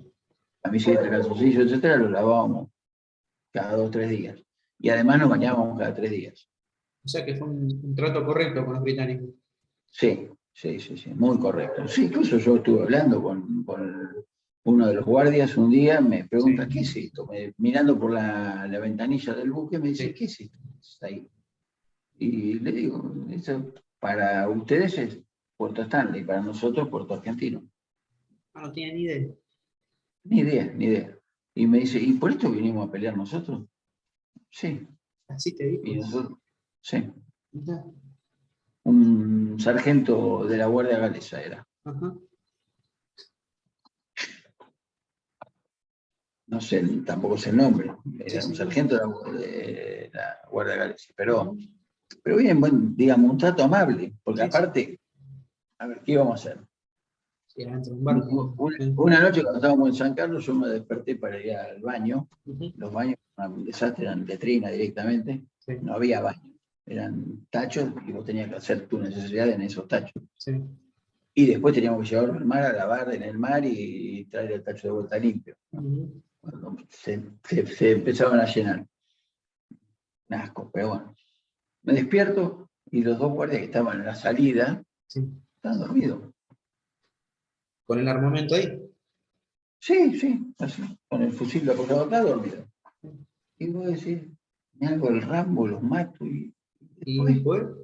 Sí. ¿Qué hago? ¿Dónde voy? Porque matarlo no me costaba nada. Era sacárselo, claro, pero después que doy 2 pasos y me acribillan. Pero además toda la isla estaba tomada por ingleses. ¿Dónde vas a ir? Salir nadando hasta Buenos Aires no iba a llegar. Estamos hablando junio, o sea, frío de loco. No podía ni mojar, nada. Así que, bueno, los miré como dormían y me volví a acostar. Yo me tiré de vuelta arriba de mi cartón y seguí durmiendo. Pero en general el trato con ellos era correcto. Era normal. no eran agresivos, no había mayor problema. Tampoco hubo ninguno de nuestro lado que hiciera despelote, o que hiciera lío, o era desorden, no. Se hacían llegar las quejas formales, de lo que nos tenían que dar por Convención de Ginebra, etc. Y por eso nos trasladaron al buque de ferry, a Saint Edmund. Pero no más que eso. No, y bueno. El 14, sin saberlo, obviamente también nosotros estábamos embarcados y estábamos circulando en la zona de la isla, no es que nos alejábamos de la isla. Y las ventanas tapadas para que temían algún ataque aéreo o lo que sea. Bueno, nos avisan que volvíamos el 14 de julio, nos llevaron a la planta de Aluara de Puerto Madryn, y ahí es donde nos dejan. Previo a salir, había un control de la Cruz Roja que me miró. ¿Te entero? Sí, estoy entero, listo. Pasa. No le pegaron, no, chao, listo, hasta luego, abajo. Aparte de lo que vos más querés, rajar del barco ese. Volver a pisar suelo argentino, así que de ahí nos llevaron a la base de Almirante Sar, que es una base que está en una aeronaval que está ahí cerca. Nos bañamos, nos dieron ropa limpia, nos dieron de vuelta el armamento, porque ahí sí, cuando nos tomaron prisioneros, me sacaron la pistola. Sacaron todo. Sí. Y de ahí nos llevaron en avión hasta Comodoro, y de Comodoro a Sarmiento en colectivo. Cuando llegamos a Sarmiento, que ya era de noche, estaba todo el pueblo y todo el regimiento esperándonos. Con la población civil siempre, digamos, había buena relación, pero no era la mejor.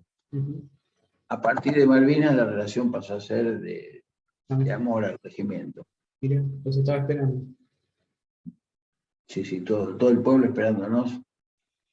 Y uno con un sentimiento, por un lado la alegría de volver, y por otro la culpa de no haber podido cumplir la misión y satisfacer las expectativas que había, ¿no? Pero bueno. Se entiende. Incluso había el fotógrafo, el fotógrafo del pueblo se llamaba Raúl Purcell. Y fue a Malvinas.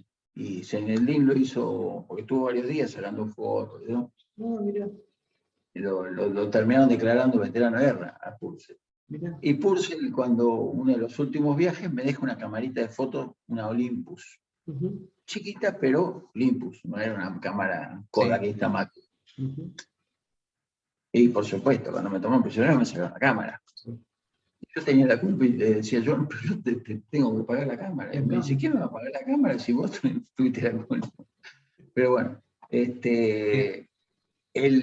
además de que tenía el gabinete fotográfico, la casa de fotografía, tenía había inaugurado en esos, un poco antes de la guerra, o ahí durante la guerra, una pizzería en una especie de galería que había en Sarmiento. Así que los invitó a comer pizza y bueno. ¿Cómo recibimiento? Sí. Sí, te imaginas, después de estar, yo estuve desde el 27 de marzo hasta el 14 de julio, casi 5 meses. 110 días creo que fueron. Así que una alegría volver a encontrarnos con nuestra gente, ¿no? La gente en la calle te paraba y te saludaba, aunque no te conocieran. Sí, no importa, te saludaba. Sí. ¿Y vos cuándo pudiste reencontrarte con tu familia? Esto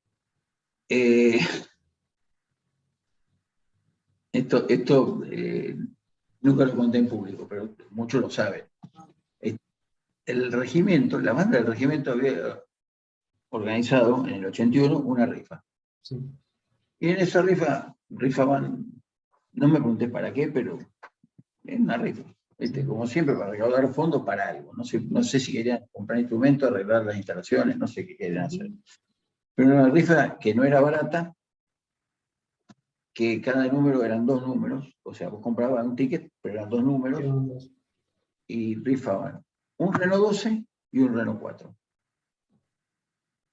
Una de las últimas veces que yo pude hablar, una tía mía trabajaba en psiquiatría de Campo de Mayo, del Hospital Militar. Sí. Y atiende a un suboficial de la banda. Y el suboficial de la banda le dice, Schirmer, ¿usted es algo del subteniente? Sí, soy la tía. Porque está en Malvinas, sí. Dice mi tía, sí, yo sé que está en Malvinas. Dice, ¿y él sabe que se sacó el auto? ¿Cómo se sacó el auto? Le dice mi tía. Sí, en la rifa se sacó el auto. Yo nunca supe qué auto era y hoy no sé qué número fue el de los dos, cuál era el número ganador. Mira. Nunca lo pregunté a ver si todavía se equivocaron. Se equivocaron y no era tuyo. El tema es que cuando me comunico, hablo con mi familia y me dicen, che, para, ¿vos compraste una rifa, un auto? Yo no se lo había dicho a nadie, porque si yo le decía que había comprado una rifa donde, no sé, ponele hoy, a plata de hoy, cada cuota eran 25.000 pesos, me iban a decir, vos sos un tarado, ¿cómo vas a pagar una rifa de esos valores? Sí. Pero bueno, estaba ahí. Lo pagaste, sí. Claro. Entonces, bueno, el hecho de que me estaba esperando el auto. Yo llego a Sarmiento, yo tenía un Volkswagen, un Escarabajo. Y por esas cosas del destino, un compañero mío me lo fundió. Entonces, mi auto estaba fundido y me fui a la guerra. Siguió fundido. Sí. Llego de estar prisionero y nos presentamos al otro día, ese día, el 14 de julio, al otro día nos reciben en la jefatura de la unidad y nos dan un mes de licencia. Pero yo tenía que sacar el auto de la concesionaria, porque la concesionaria me decía, llevaste todo de acá porque es tuyo, yo no lo quiero más acá. ¿Cuánto hace que lo tengo acá? Entonces, yo me quedé 3 o 4, en realidad yo llegué a Buenos Aires el 19 de julio. Sí. Es decir, del 15 al 19 hice los trámites, los papeles, saqué el auto y me vine rodando. Me vine con otro gran amigo, el que falleció, pobre, falleció no en Malvinas, falleció después, Álvarez Berro, que el hermano era, Álvarez Berro, el que estaba conmigo era odontólogo. Sí. Y el hermano era infante y estuvo en los combates de Darwin. Sí. César, creo, ¿no? César, sí. Y el amigo mío era Leonardo Adrián. Murió de un infarto, pobre. En 2000 y pico, 2003, por ahí. 2001, 2002, por ahí, en esa época. Creo que era teniente coronel y está destinado en Bahía Blanca. Pero bueno, murió de un bobazo, pobre. Pero bueno, él me dice, no, yo me quedo y vamos juntos. Bueno. Así que nos vinimos desde Sarmiento hasta acá manejando la Renoleta, que cuando te agarraba viento de cola levantábamos a 130, pero cuando el viento venía de frente, ahí se complicaba. ahí se ponía pesada la cosa. Pero bueno, llegamos acá en esa fecha, digamos, ¿no? El 19 de julio vinimos, yo seguí derecho a Capital, él vivía en la parte digamos, de Palermo hacia atrás, hacia Villa Crespo, lo dejé ahí, y yo di la vuelta y me volví, yo vivía en Bellavista, acá en la provincia de Buenos Aires. Así que lo dejé ahí y después me fui para mi casa. Sí. Y bueno, ahí me estaba esperando la familia, mi novia, todo el mundo. Para mi novia, todo. Después 5 meses. No. Después, 5 meses de vos haberte ido, no sé cuánto tiempo yo lo me había habías. ido. Yo no veía a mi familia desde el 1 de enero. Mira. Porque a mí como era subteniente en el primer año, me favorecieron, me dieron el mejor turno de licencia que fue diciembre. Sí. Eso es normal, pasa en todos los laburos. Sí. Derecho del piso lo tenés que pagar. Sí. Yo salía de semana y vienen y me dicen, lo felicito. ¿Por qué? Estoy de vacaciones. Claro, vos te imaginás, estás en Sarmiento y te dicen te vas de vacaciones. Chao. Esto, sí, me voy. Y después están recagando, perdón la palabra, ¿no? Pero No, pero sí, es lo que se tiene en la mente. yo tengo que terminar con estos informes, tengo esto, tengo lo otro. No tengo vuelo, porque ya a esa altura no conseguía vuelo, no había nada. Ujú. Y lo comento, hablo con un compañero mío, Hugo Pierri, que fue el abanderado de la promoción mía, estaba destinado ahí en Sarmiento, y le digo, no, pasó esto.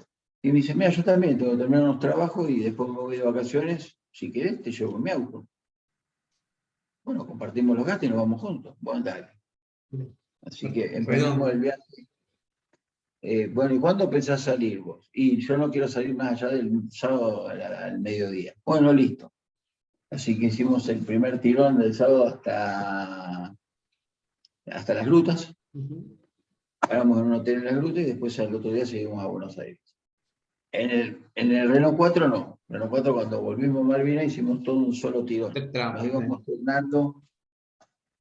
turnando con Leonardo y manejábamos un rato cada uno. El Renault 4 ni se reclinaba en los asientos. Era Sí. una carreta con motor, pero bueno, Lo era lo que me llevó. gané. Exacto. No, pero aparte un Fiat noble como el sol. Y bueno, con eso llegué a Buenos Aires y Te pudiste reencontrar. lo tuve hasta el 88, por ahí. Ah, bueno, te acompañó bastante. Sí, sí, sí. Pero bueno, eso un poco lo sabían. Gracias por contar esta anécdota. Y la verdad, Sergio, nos contaste todo desde el principio, toda tu experiencia. Fue un placer escucharte. Había muchas cosas que no conocía, o sea que aprendí bastante. Y te agradezco por ser parte de este programa. No, yo te agradezco a vos, Matías. Yo sé que lo nuestro, pero bueno, a ver, cada uno cumple un rol en toda organización, ¿no? Ujú. Uno ve en un equipo de fútbol y el arquero es el puesto del gordito, del Gil, porque aparte cada macana que se manda es un gol en contra, entonces Sí, y siempre es el que paga el plato roto. todo lo puté. Y en esto es lo mismo, yo no, a ver, era muy difícil que yo eh, tuviera una historia de combate, aunque la tengo y no te la conté. No te la conté, se me pasó. Te la cuento rápido porque a lo Sí, mejor vos ya, por los tiempos. no, no, no contanos.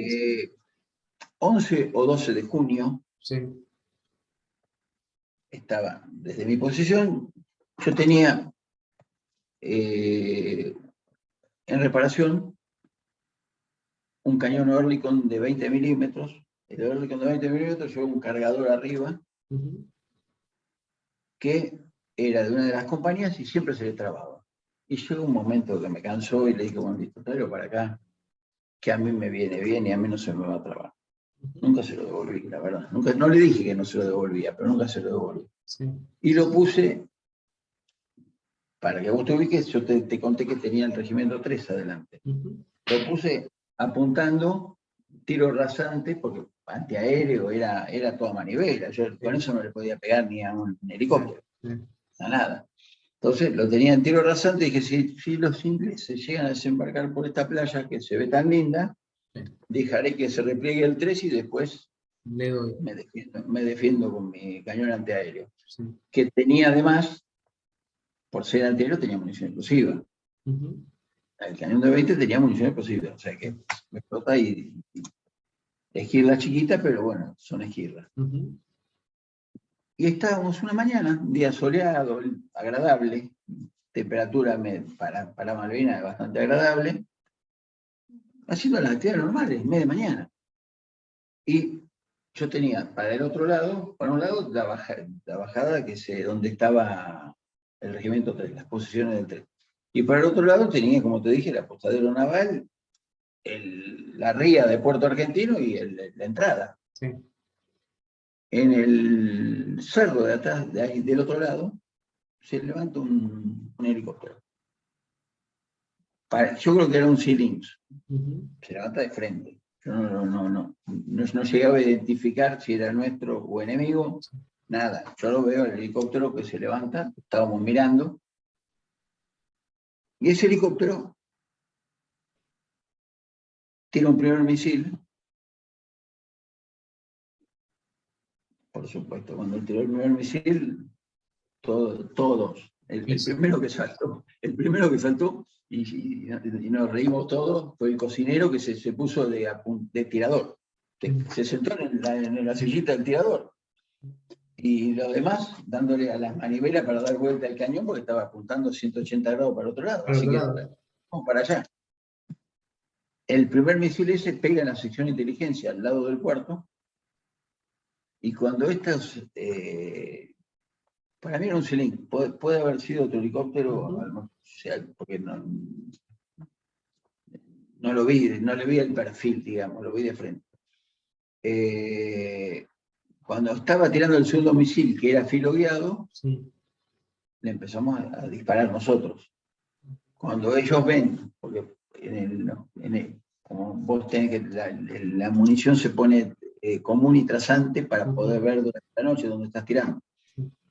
La trazante deja un haz de luz que se ve.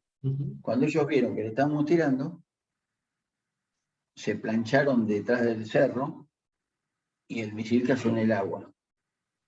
O sea que salvamos a los de la sección de inteligencia o a alguien. De un segundo misilazo. De un segundo misilazo. Pero además, bueno, nos sacamos el gusto de tirar nosotros.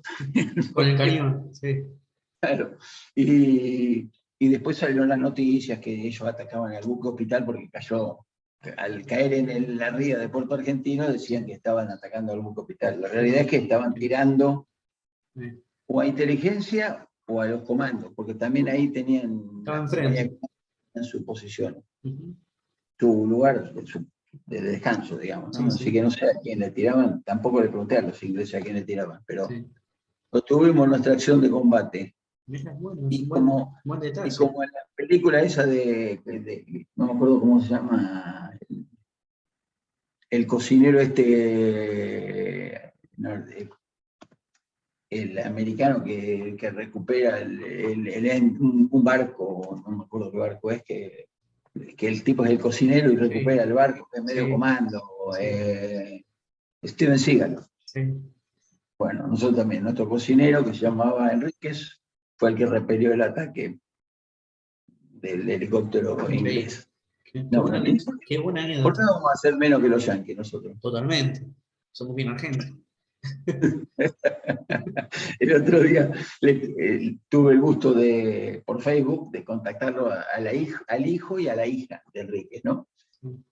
Y claro, cuando leyeron esta historia me decían, qué gracia, no sabíamos esta historia de mi papá. Él la contaba y no se la creíamos. No, es verdad. Mira, dice, te entiendo.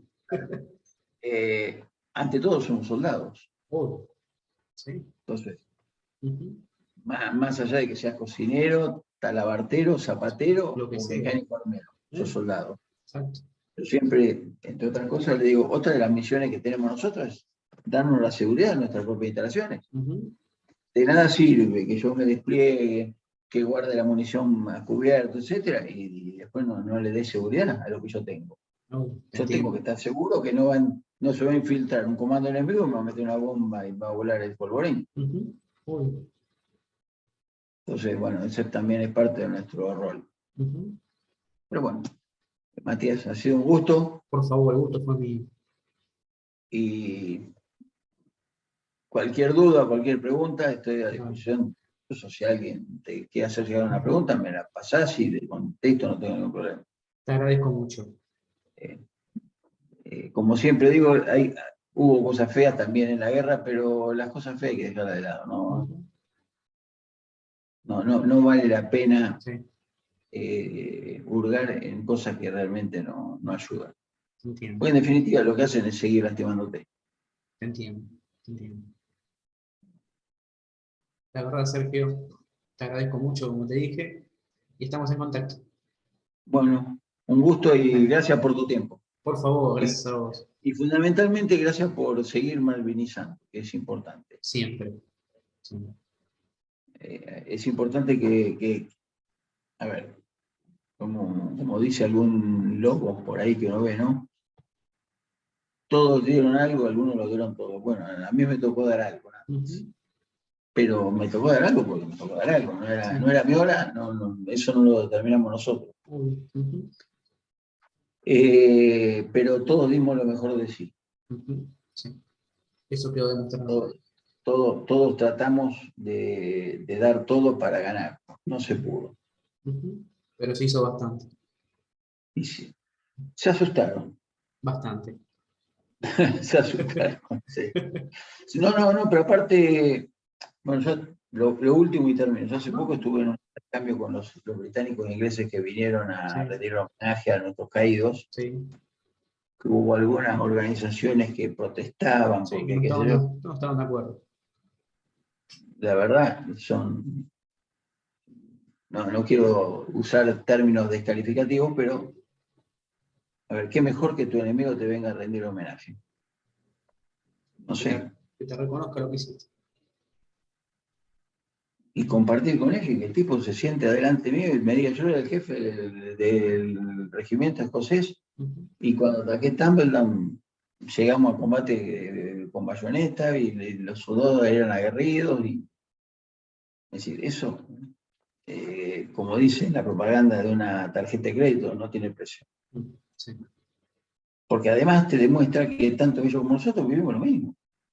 Estamos en distintas veredas. Sí, pero la pasamos igual. Todos los que nos tocó estar en este conflicto, somos personas, y atrás de esas personas hay familias que sufrieron por los que quedaron. Entonces, al que tuvo un caído en Malvinas, qué mejor que venga el enemigo a rendirle un homenaje. El enemigo, no su propia tropa, el enemigo a rendirle un homenaje. Entiendo. Yo lo veo así, a lo mejor, y no tiene nada que ver con yo en ningún momento dije, te cedo la soberanía de las islas, de ninguna manera. Obvio. Eso no se negocia. Es más, cuando hablábamos de uno y de otro lado, se hablaba con respeto, ellos sin jactarse y diciendo Falcon, no. Era un trato cordial y ya está, la guerra terminó y bueno, nos tocó estar en distintas veredas, nada más, pero cada uno cumplió su misión. Exacto. Y nos podemos mirar a la cara sabiendo que ninguno hizo ninguna cosa rara que hay por ahí, o desleal o algún truco suyo. Entiendo. Fue una guerra. Así que bueno, de vuelta, gracias por permitirme transmitir esto. Sí. Y a disposición de lo que sea. Vale, Sergio. Te mando un fuerte abrazo, gracias. Igualmente, bueno, y ahora supongo que voy a ver el partido. Ahora tenemos el partido, exacto. Otra forma de hinchar por Argentina, pero ya está, ya estamos adentro, así que. Es así. Te mando un abrazo, Chao, gracias. Gracias por todo. Por favor, gracias a vos.